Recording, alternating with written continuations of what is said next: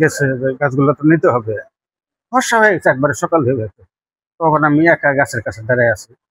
তো ওইদিকে একটা লোক আসতেছে, আইসেই আমাকে করার দিয়ে ফেস মারছে, কোন শালায় তোকে খবর দিছে, বুঝছেন না?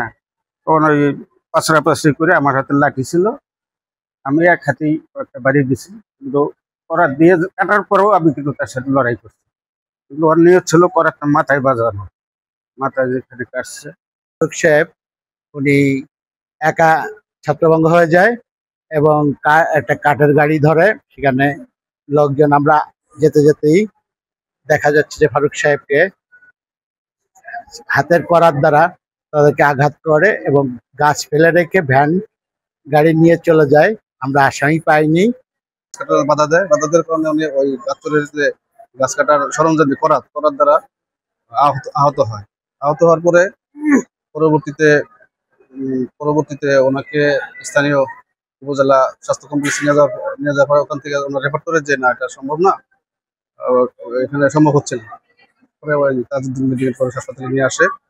আর জব্দকৃত মালামাল বিট অফিসার অফিস হেফাজতে নিয়ে গেছে। এটা আইনানুগ ব্যবস্থা। কলেজে আসেন সকালবেলা 26 তারিখ, রোজ 26 তারিখ 8:45-এ আমাদের কাছে রিপোর্ট করে ইমার্জেন্সি বিভাগে।